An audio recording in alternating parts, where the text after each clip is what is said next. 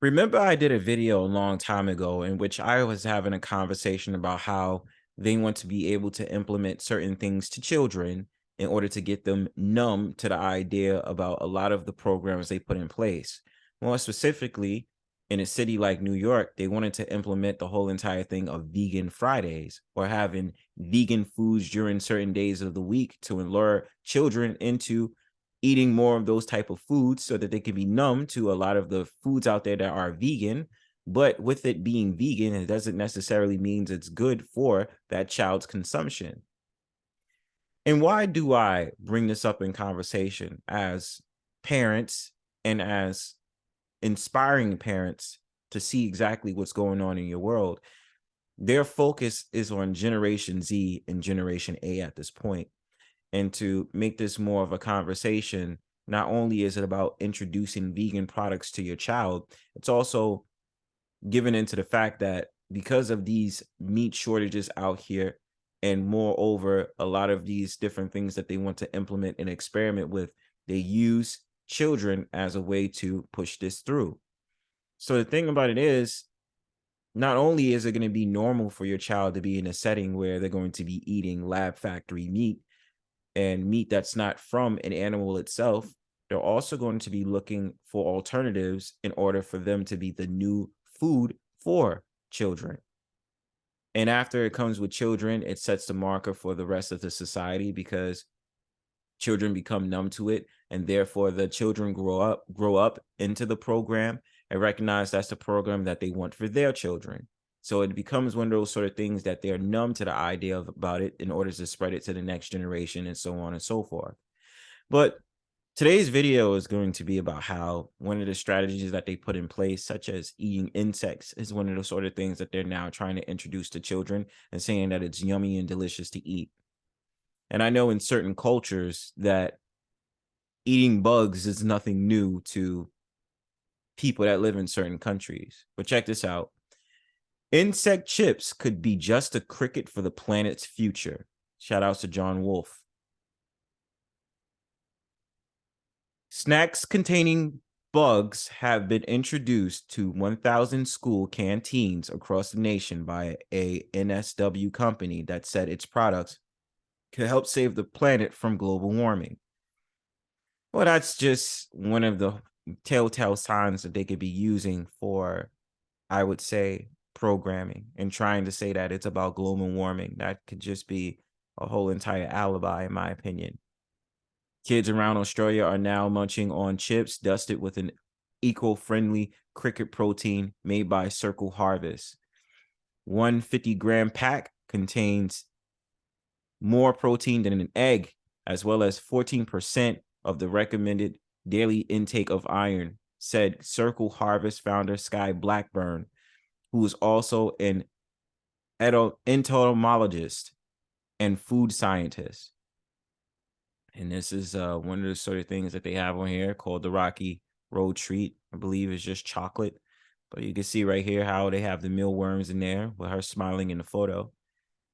It's better for you and it's better for the planet, Miss Blackburn said.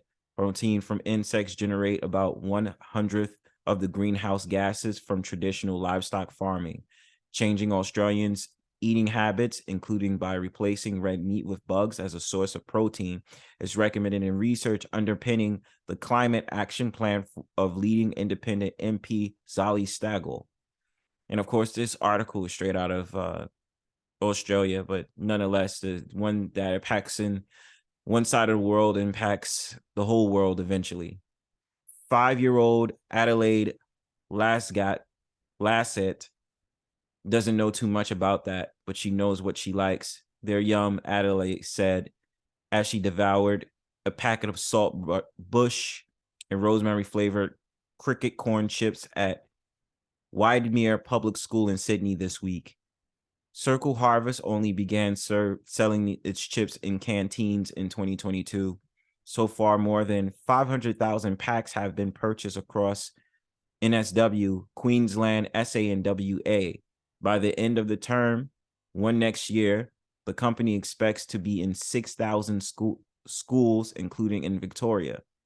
Circle Harvest has also started working with nursing homes on introducing insect based proteins, which is easier to digest and can be part of smaller meals that Miss Blackburn said many older people prefer. She also said research had suggested insect based proteins were helpful in fighting off dementia and diabetes. And this is the point to what they like to do. It's about getting the gullible populations. So when introducing a new program or programming someone, and we've seen it through history, the point is to always get at the children first because they're impressionable, and get at the older people because they don't know no better, and because it's just really easier to get people who's usually on their way out, for lack of a better term. It's easy to program them. But more or less, the focus is always going to be on the children because they're impressionable. Circle Harvest was a case study in 2021. C. Cyril report called Edible Insects, a roadmap for the strategic growth of an emerging Australian industry. The report said the current state of consumer attitudes was limiting the growth of the local market, but that does not appear to be the bothering Circle Harvest. Miss Blackburn said she believed attitudes towards eating insects were shifting. What lots of people didn't realize was that they were already eating about a quarter of a kilogram of insects each year. Orange juice was allowed to contain up to 5 flies per 100 milliliters. She said flour and peanut butter were also permitted to contain insect parts. You are already eating insects. You just don't know, she said. We may as well add it on purpose. The CSIRO and NSW Department of Education did not respond to questions. And that's the whole point, because, even though this story is in Australia, me being an American, they do always use different things of insects in our food. But the thing about it is that was exactly the plan that they was going to implement anyway for people to see. They say, well, if you're going to make a big deal about kids eating insects, and you're going to make a big deal about us eating insects in general, did you know that such and such ingredient contains bugs and you eat it already or you consume it already? And of course, we didn't ask for this. The illusion of choice in our food supply, we don't ask for this in our food, but, the only thing I can say to people is try the best that you can if you do not want to eat certain foods that contain it, as well as looking at different options. And, I'm not going to necessarily say you need to go vegan or get organic products, because that can be a sham as well. But it's always paying attention to the ingredients and all these different things. And which will inspire me to actually make some videos about breaking down certain ingredients that I have found via Instagram primarily, where they use certain things that you would have never guessed is what they are. But otherwise than that, give me your thoughts in the comment section. Like, share, subscribe. Peace.